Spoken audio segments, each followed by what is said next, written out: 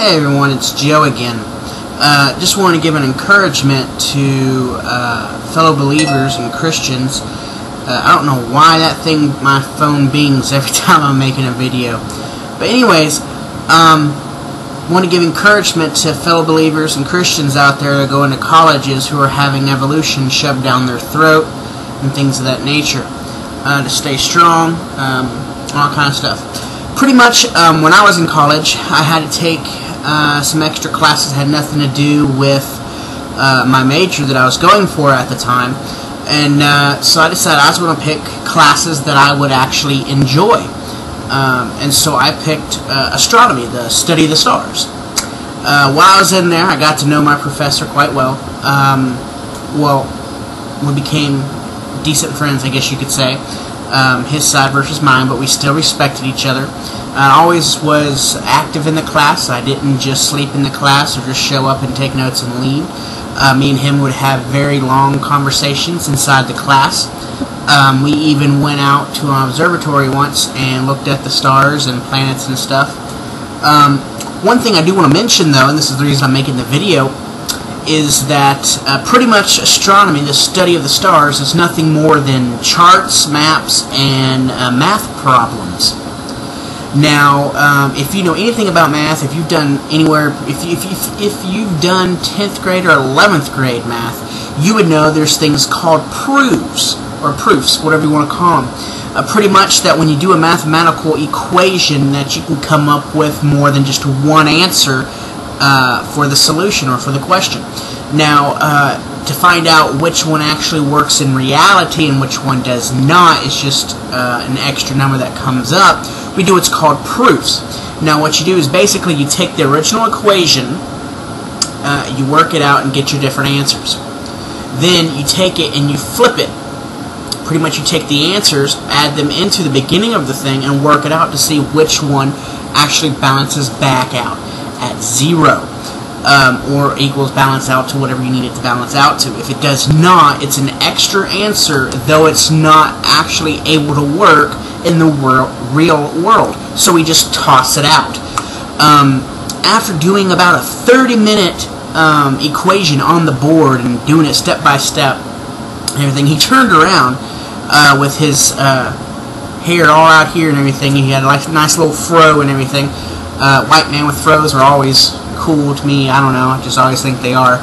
Anyways, he says, "Is there any questions? Because this is how we understand. This is what's out there."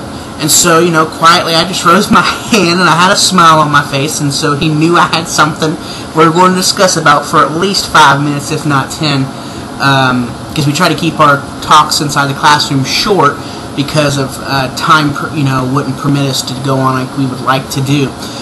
Just like here with these 10-minute videos on YouTube, they need to cut the limit on YouTube. But anyways, I looked at him and said, "Sir, if I'm not right, please correct me, but in math, is there not things, are there not things called proofs? Because I think that there is." And he started to smile at me because I figured he probably knew where I was going with this. I said, so even though we have this answer, what can we do to prove that this is actually a reality over those million of light years away? He looked at me and said, "Well, there is absolutely no way to prove if this is a real number that can be used in the real world, or if it's just an extra number that we get because we get this math equation. There's no way to actually prove it." And so he said, "But I think we're going to cut the conversation that one short." And I said, that's fine with me.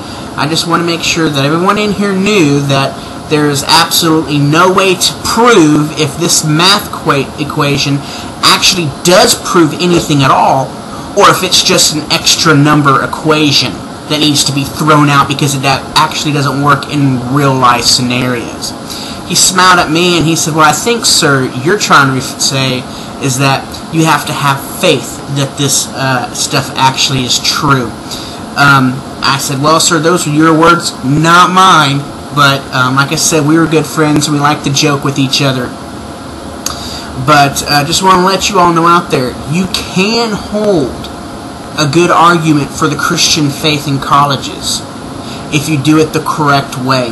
Now, there's going to be some bigots out there that just hate you just because you're Christian. The scripture says that's going to be how it is. They hate me, therefore they're going to hate you even more because of my namesake, Christ said. So, just wanted to let you know that yes, you can still hold debate and not look stupid, and be bold and be fearless when you talk. Don't be all nervous and stumble and not know what you're talking about and ramble on. Have significant points that you want to point out. Be ready to back what it is that you believe or have a question for, and then be ready to also receive questions and doubts on what you believe, since you are doubting them as well. It is a form of respect. You could always type or look up in Google the rules or the art of a discussion. Name calling, of course, is not, a lot of people, they say, oh, I know all the rules, I know how to discuss things fairly, and then they usually end up name calling and making fun of mocking, which is not the rules of discussion or debating.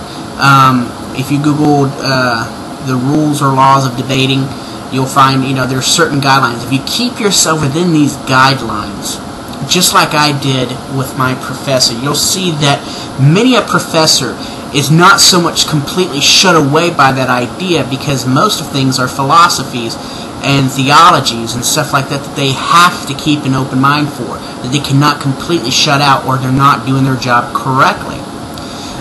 Some people just hate Christianity or hate this or that, so they'll be completely shut off to it, but they're not doing their job correctly. A college is of higher learning, of higher thought. Therefore, you should be willing to accept and hear all answers, whether you believe them or not, and be open-minded enough to be able to debate or discuss those things in a friendly manner. If you do this, whether or not they do it or not, you will be respected either by them or by others around you. I can remember several times in other classes where they didn't really want to respect my views, but I did not disrespect them, and I had fellow students come up and wanted to hold conversations later that I was able to witness to them and show them Christ through me and His light. So stay strong, and just remember, be Christ inside of your colleges, and know that greater is He that is in you than he that is in the world. Alright, God bless, and see y'all.